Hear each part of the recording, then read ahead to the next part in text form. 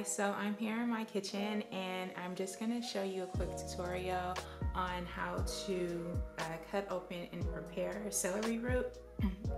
I offered it as a tutorial to someone and a lot of people showed interest in learning how to do it. It's one of my favorite recipes, one of my favorite vegetables I should say. And I eat this several times a week. I find it very easy to prepare. I prepare them the same way as I would prepare potatoes. Mash them, make them into French fries, and today I'm making home fries with this particular celery root.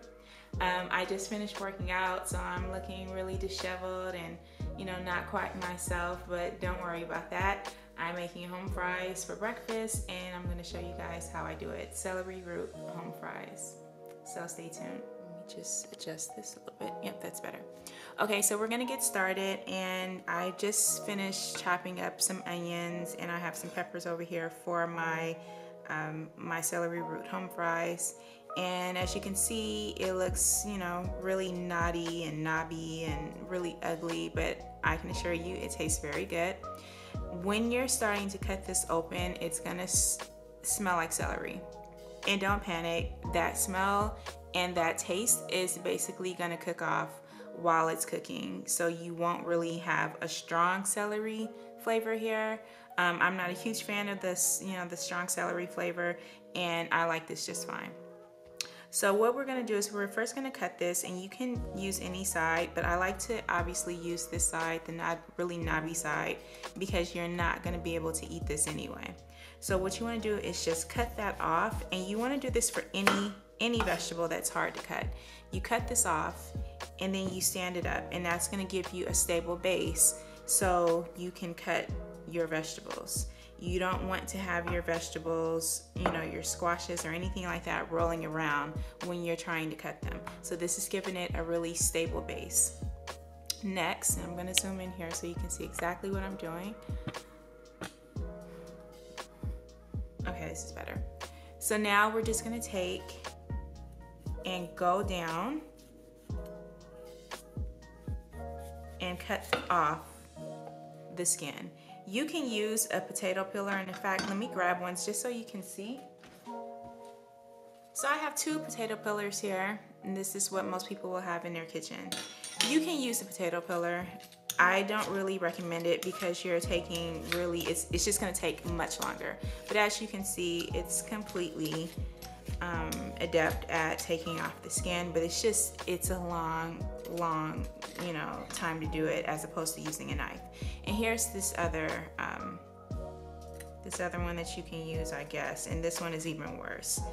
But actually this one isn't too bad, but I don't like this. I just don't feel like I get a good grip when I'm using this particular potato peeler. I don't even know why I bought it.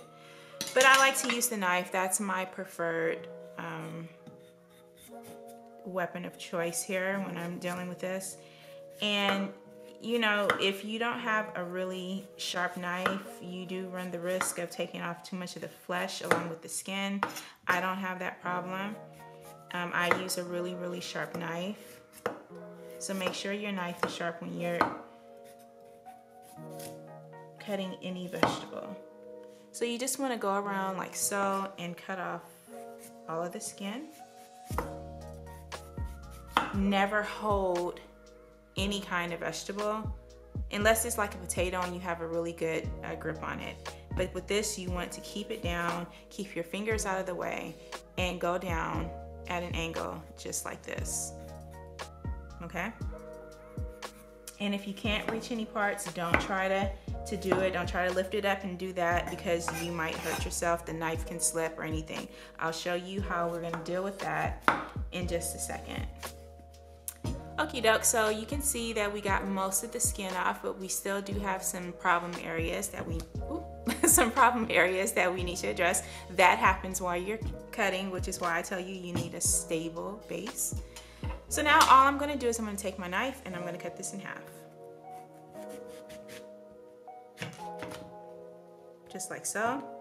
I'm gonna set that to the side. I'm actually only gonna use 1/2 of this. Just the whole batch is a little bit too much. So I'm gonna use just this 1/2, and you can see there's still quite a bit of skin and root attached to this. And then you're just gonna go down just like so and continue slicing it. If I wasn't talking and stopping, I would have been done by now. This is very quick, does not take a long time at all. And don't try to get into these little areas right here. When you cut these into fries or cube them for home fries, you'll be able to address this. You don't need to just get in there and, you know, spend your time digging that out. I'm gonna show you how I cut these up. And I'll show you how I cut them up for French fries first, and then how I cut them up for home fries.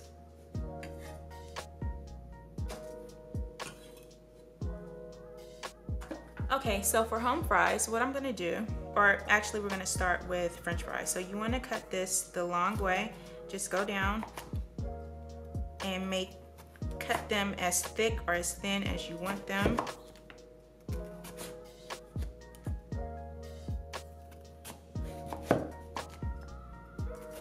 Into slices just like this.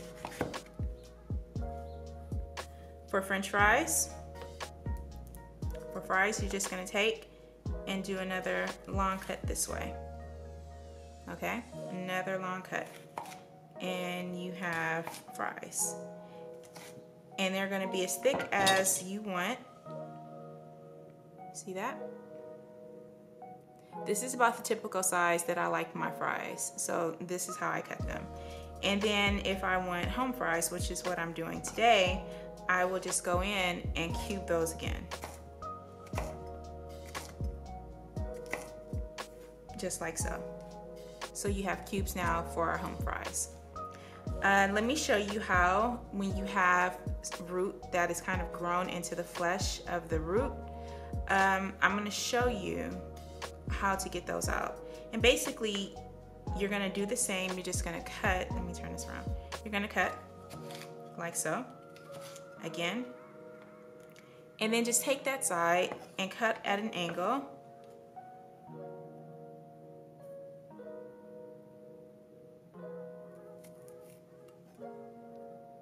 And that part is out, and you just toss that. That way you don't have to, you know, keep digging into the piece that you just cut. You just cut it away as you see fit. And I'm just gonna chop that up and add that to my potato stash, or I'm sorry, add that to my cubed celery root. Okay, so I'm gonna finish this up, and then I'll be right back, and I'll show you how I prepare these for baking or frying, or however you want to prepare these.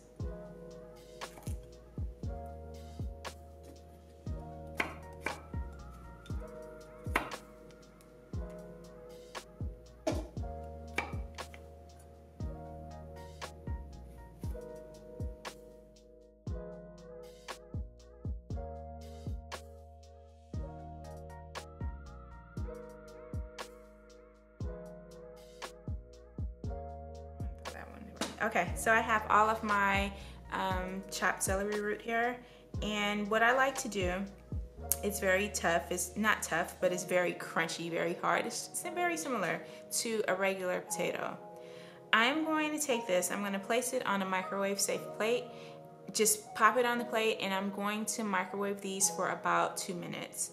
If I'm doing fries or something that's a lot thicker, I would do 3 minutes, but you don't want to cook these in the microwave. You just want to soften them up a little bit to decrease your cooking time in the pan, especially with me, because I am going to be pan frying these, and I don't use a lot of oil, so I need to reduce the amount of time that my celery root needs to cook in the pan, since I don't have much oil to help, you know, crisp it up.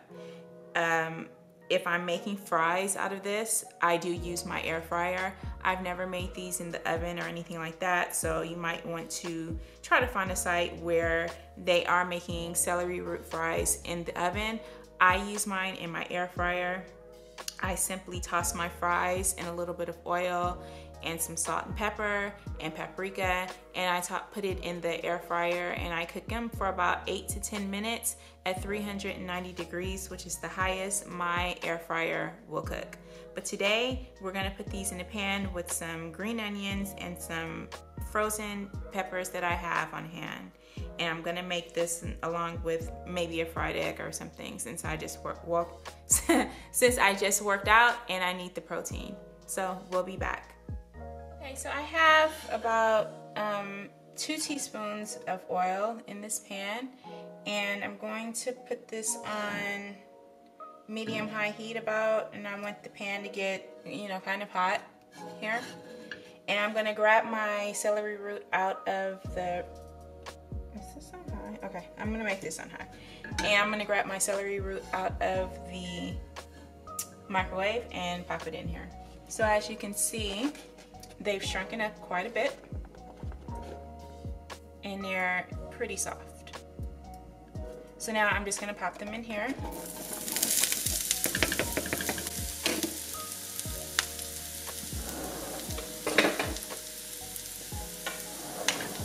You want to toss them immediately.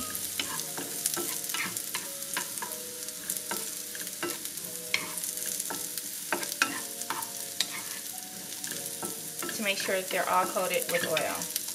That's going to be what makes the key to making this, you know, really good, is that you want to make sure that they're all coated in oil so that they can kind of crisp up just a little bit.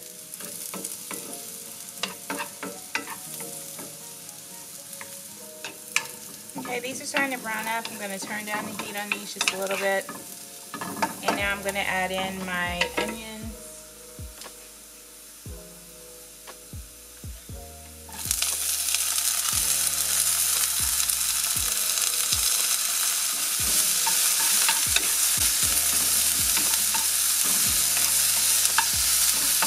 Okay, we're going to add some paprika. I love paprika on potatoes and things like that. It just gives it a really nice flavor and color. That's Piński's sweet style Hungarian paprika.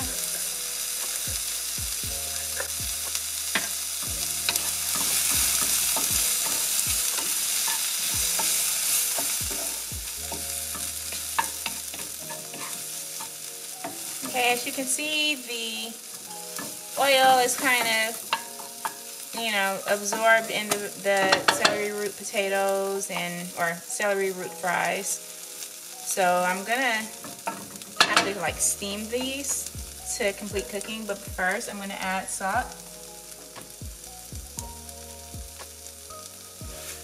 and some pepper. And I'm actually gonna use some of this salt-free flavoring from Piński's as well. It's kind of like Mrs. Dash, but I think it's a little bit better. I love this stuff.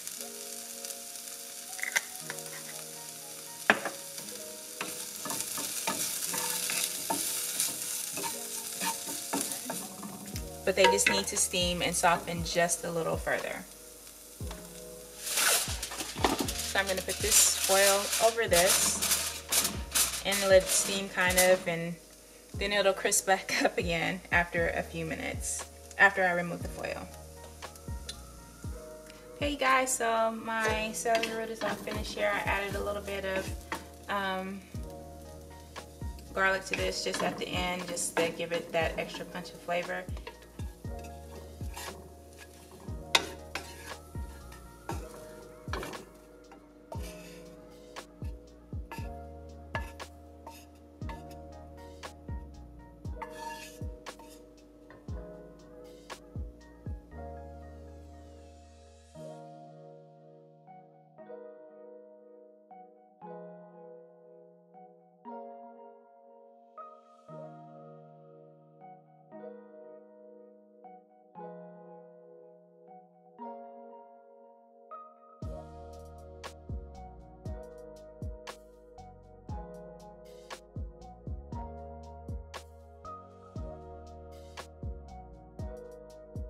Thanks for watching, and I'll see you next time. Bye-bye.